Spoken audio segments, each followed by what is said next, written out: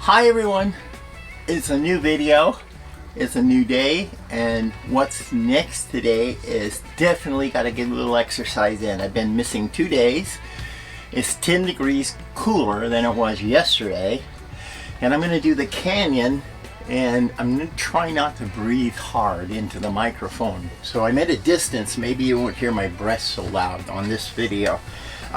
Anyway, I got to get myself ready to get out in the canyon and do my hike in the morning.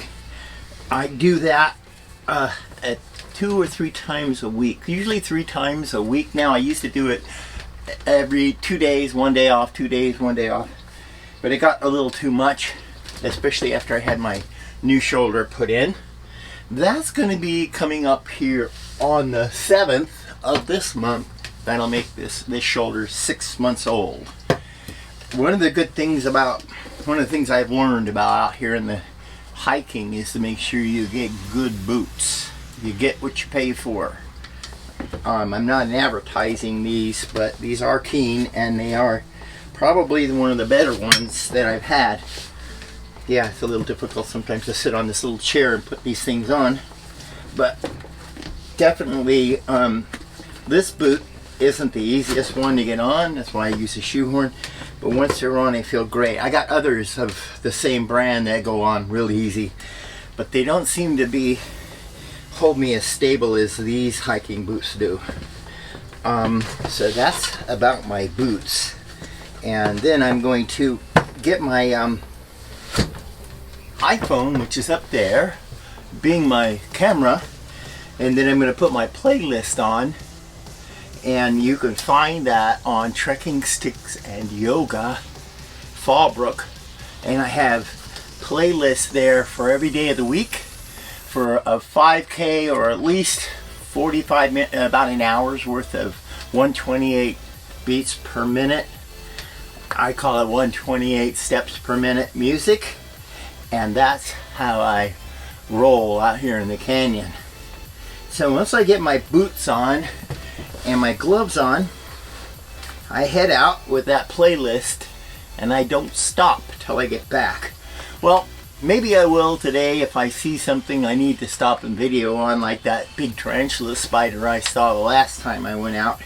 Well, it was a couple times that I went out like that. And today, I'm not wearing anything bright up here for sweatband. That's important because it was horrible being stung by that yellow jacket. The bee that was chasing me didn't sting me. I got away from that one, but the next day I got a yellow jacket in my hair. It stung me in the head, and it went systemic. And if anybody of you have ever had something go systemic on you, it's not fun. So definitely, if you are allergic to bee stings or anything like that, get an EpiPen. I'm not going to take a chance again without that. So I am going to put my gloves on and my sticks. I'm going to take the camera, put it in my pocket, put my playlist on. I also have one more thing I do. I like to track this. I have a couple apps that kind of track my speed and where I've been. I'll put that on, and when I'm done, I'll share that with you. Let's see if we manage to get 120. We're going to do the playlist at 128. I'm going to go do this whole loop, which is 3.6 miles, and it should come out about 1 hour and 8 minutes, if I'm right. If I don't stop and I stay with the playlist, I should be able to get that at about 3.3 miles an hour, my average speed. Let's go. I think this is a real good example of where I get my root burls from. This is the scrub oak here, which is actually an oak tree, and it's coming out of the ground down there. I think I showed that on an earlier video. It will get cut down by the guys on the farm, like those out here. Those are all the same things that I'm working on my videos. And what I did is I went through this area after a bulldozer went through here and just scraped it clean so we wouldn't have fire. If it came up through this canyon, it wouldn't roar straight on through. It would be a break. So that's what this is all about. So the tractor would come through, it would take one of these root burls here and just rip it out by the taproot. And then I would come through here and I find them. There would be nothing here. It was just flat. Now we can see these scrub oaks are back, and they've been doing this for 100 years. Woohoo! I only got 1 mile left to go, and I have permission from Ashley and Heidi to film their project, which is going to be a sip home. And by the way, Ashley, I found this on the driveway, so I'm going to put it under your tent for good keeping. Isn't that pretty? So that's going to be here. And now I got to go way over there. Hi everybody, I'm back. I'm soaking wet. It was about 3.6 miles, 3.7 I think today. I ran out of gas at about 3.1 miles. It just got real hot and I managed to get through it, but I was pretty hot by the time I ended up with this hike today. So that's the end of this segment. I'll show you my stats and then we're going to go off to town.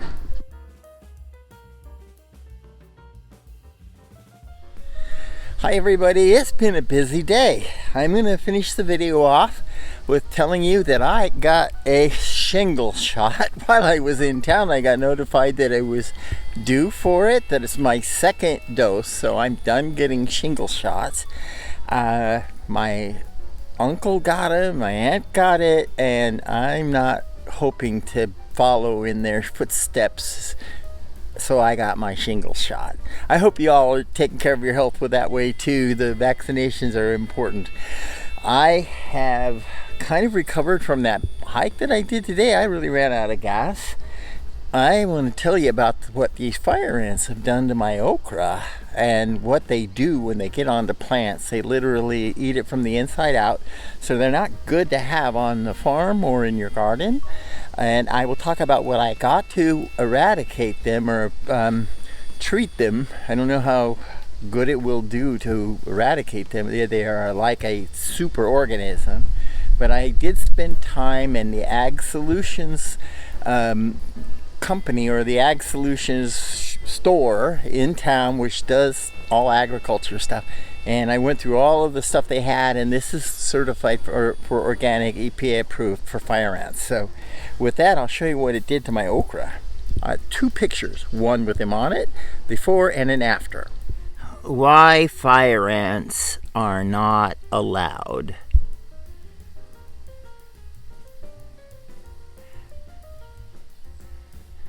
This was my first okra right there. And you can see the ants were around it. This is what they did to it. There are no other okras blooming right now, so there's no ants on here. These are all getting ready to come out. They will flower and I'll have all these little okras until when that flower comes up, then the ants will attack it. And the same with these 2 plants here. No strawberries. Every one of my strawberries have been eaten. And they don't seem to bother the basil. I'm concerned about my manganji peppers.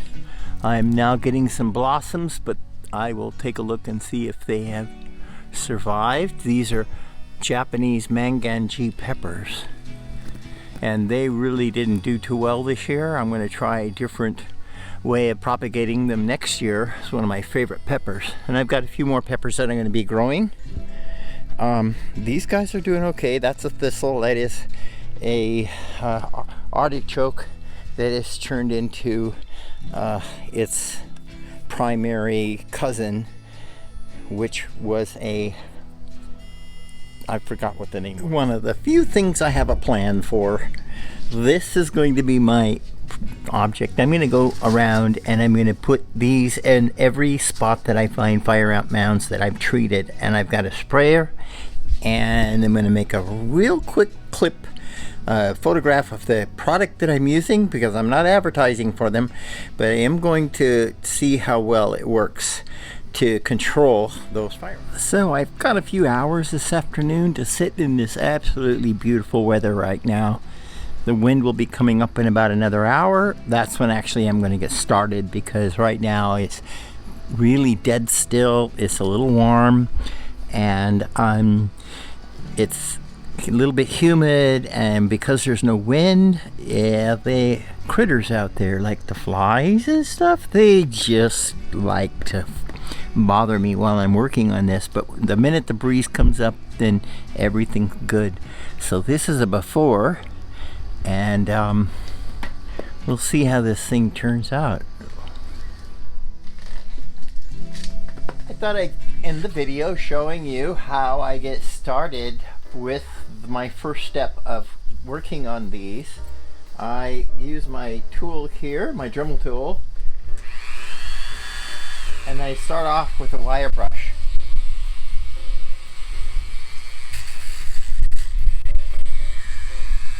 Gotta be careful that you don't put that wire brush at too high a speed. They're not safe when they're running at real high speed. So keep it down, the wire brush down a little bit. And then I will go over this completely with this wire brush before I take any of the burring tools out to sculpture this, clean up the sharp bumps and all the other areas of it.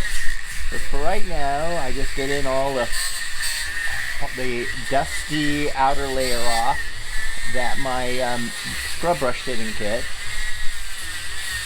and eventually then I will get in there with other tools to accent the actual natural formations of the wood.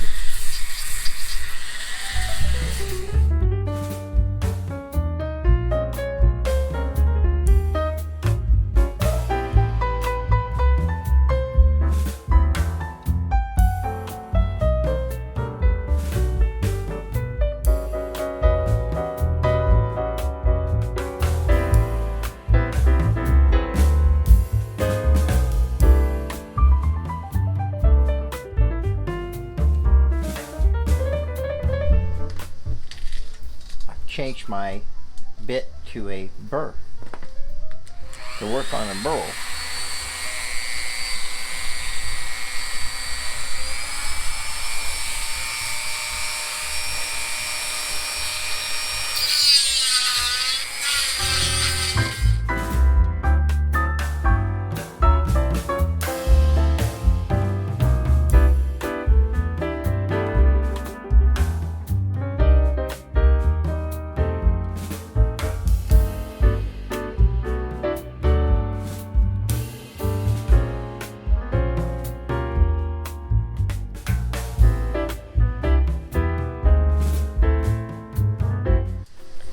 Well, that's it for today. I'm going to work on this again tomorrow. I have another, about 2 more steps with my forming and sanding. I just roughed it out today. Now tomorrow I'll use another tool to trim it out a little bit more. Then I'll use my sanding tool, and then I will oil it. I think I'm going to trim these legs a little bit, and then maybe set it in stone. I don't know, we'll see down the road.